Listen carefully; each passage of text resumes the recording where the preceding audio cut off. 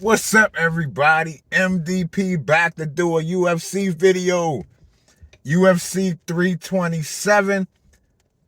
The veterans did their thing. Man, and this was one thing I noticed. There was a lot of OGs on this card. And a lot of the OGs looked really good. Like a lot of the veterans, the people that's been around for a long time, that's been fighting for a long time, they look really good tonight. And I'm going to start off with Vicente Luque against Kelvin Gastelum. Man, Luque looked strong as shit at the middleweight division. I was not expecting him to look so good moving up. I didn't think he was a really big welterweight, but man, he beat the shit out of Kelvin Gastelum, submitted him. And now, I know Kelvin Gastelum is probably the smallest middleweight in the middleweight division. I wouldn't mind seeing Vicente fight somebody a little bigger. You know, it's some giants at 185. Man, it's some real big dudes at the top end of 185. But I can't wait to see how Vicente looks going forward. Then, you know, we go to Tatiana Suarez against Lupe Godinez. Now, they're both OGs.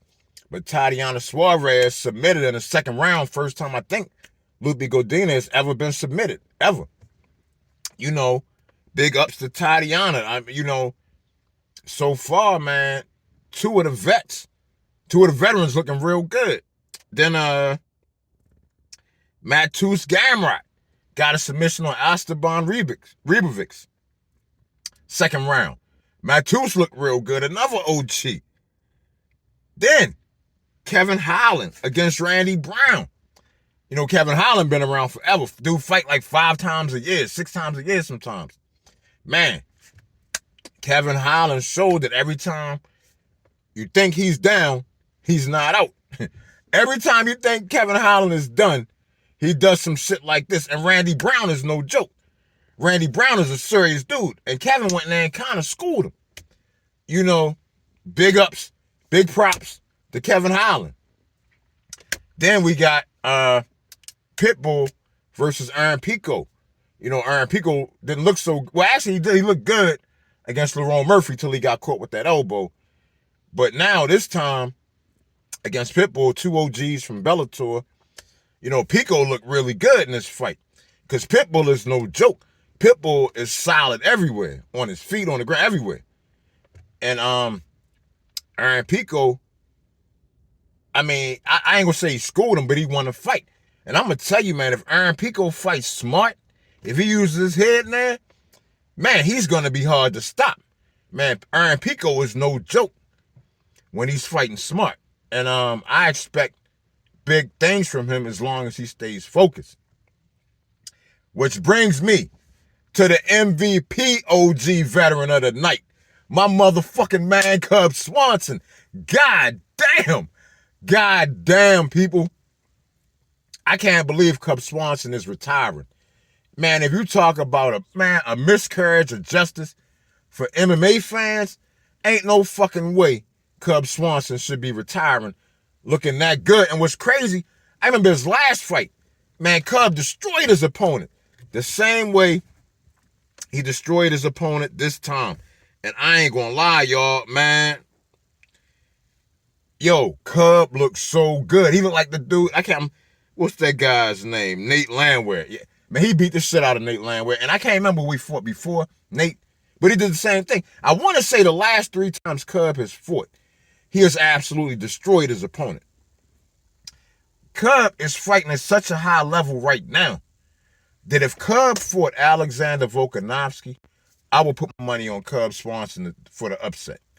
I will most definitely put my money on Cub Swanson versus Diego Lopez.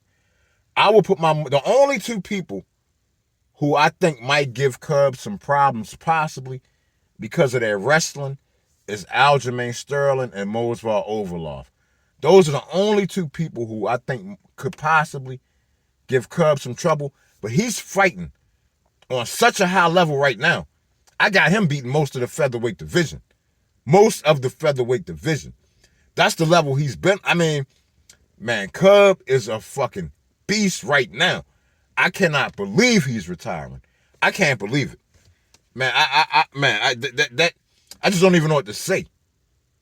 He should not. He should be making a championship run right now, not retiring. But, it's his life, his career. All I can do is, give my 2 cents. Yeah, Dominic Reyes and Johnny Walker were 2 OGs on the card, but that shit was garbage. These motherfuckers were scared to get hit. And that's the trouble. Whenever you put two bangers together, there's always that chance that they're not going to want to get hit by the other banger. And we get a terrible fight, a la Francis Ngannou and Derek Lewis. It happens. But anyway, that fight was garbage. Moving on to my OG. Josh Harkett against Curtis Blades. I'm going to tell you, man, that was a motherfucking fight. God damn. Now, I ain't going to lie. I love Harkett, and I've seen him destroy his last 3 opponents. First round stoppages, all of them. Now he ran into somebody who's on the deeper end of the talent pool. Not somebody you can just come in there and wipe out in 1 round. Man, he didn't fight smart, but he showed a lot of fucking talent and a lot of fucking heart and a lot of fucking balls. And so did Curtis Blades. Honestly, man, I give Curtis Blades more props for this loss than any of his other wins. Because Curtis Blades showed some fucking heart in this fight. He was there. He was not gonna lay down. And he showed so much heart that I got more respect for Curtis Blades now. And he's been around forever. He's an OG for real. And Josh Harkett is the up and comer. But Curtis Blades showed me more heart as an OG, as a veteran.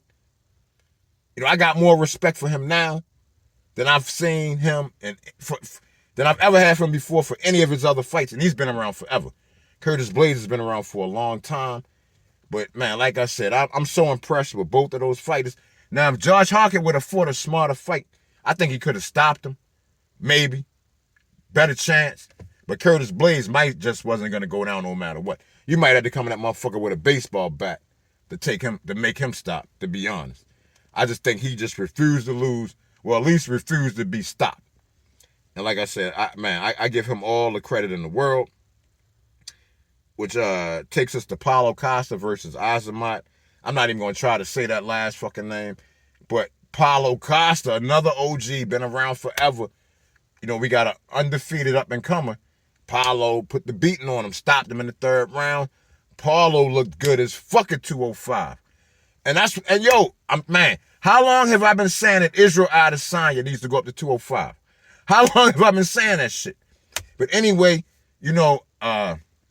Alex Pereira did it and has looked awesome ever since. Paulo Costa looked like he's found a new home. Paulo Costa better not take his fucking ass back to 185. He already was big as shit for 185. And he's older. He needs to stay his ass right at 205. And I believe at 205, Paulo Costa might get on that same championship run. People forget, Paulo Costa got a title shot at 185. Paulo Costa was a beast at 185. And it looked like he might find that same magic at 205. So please, I'm saying it again, Izzy. If somebody get the message to Israel Adesanya, move your ass up to 205. Stop trying to make 185. You're too fucking big. You're too fucking old. Anyway, moving on to the last fight of the night, the main event. My man Yuri versus Carlos Ulberg. And goddamn, man, I just don't even know what to say, man. Yuri didn't make a mental mistake. Yuri made an emotional mistake. And when you're in the heat of battle, man, you just never know how your mind is going to kick in. And Yuri decided to show mercy, have compassion, something you never do. Something you never do in an MMA fight. You can't show mercy, and you can't show compassion. You got to fucking finish the fight. And the crazy shit is, Yuri talk all this samurai shit. He needs to learn the samurai culture a little bit better, because he obviously doesn't know the samurai show no mercy. If 2 samurais fight each other, somebody's gonna die. Because there is no mercy. There is no compassion. There is honor. Samurai culture is all about honor. but it's not about mercy. Meaning, if you were to let your opponents, if you were a samurai fighting another samurai, and you showed your opponent mercy, you were gonna have to cut your guts open. You were gonna have to commit seppuku, honorable suicide. You absolutely cannot show your opponent mercy. And what's crazy, Yuri had that fucking fight won. All Yuri had, if Yuri didn't want to kick him in the legs and fuck his legs up, all he had to do was take him down. All they had to do was take him. It ain't like Carlos could have got back up. You know what I'm saying? Take him down, hold him down to the second round.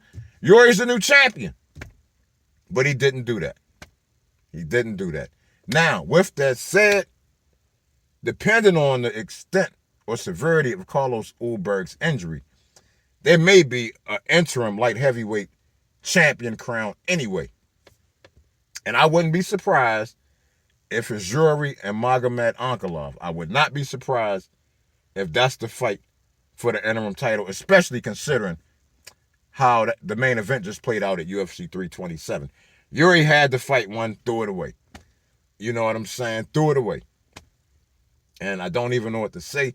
But I'm going to say this. People always try to talk about the heavyweight division is like not a lot of fighters. Man, bullshit. Heavyweight way deeper than light heavyweight. Heavyweight is way deeper. Just look at Josh Harkin, Curtis Blades, Alexander Volkov, Cyril Gahn, now Alex Pereira, the champion Tom, Gable Stevenson might be coming back. Man, there's so many fucking heavyweights. Not even counting, you still got Walter Walker, you got Salsa Boy. Who the fuck keeps saying, no, it's fucking, Joe Rogan keeps saying this dumb shit. The heavyweight, they ain't no fighters. What the fuck is he talking about? Like heavyweight is the weakest division in the UFC. He's out his fucking mind. There's so many killers at heavyweight right now. And that ain't even counting if John Jones ever comes back. UFC gets Francis Ngannou. Man, there's so many motherfucking heavyweight is a killer division. What is this man talking about? But anyway, y'all, I really hope you enjoyed UFC 327. This was a hell of a pay-per-view card. I forget the card that comes on next Saturday.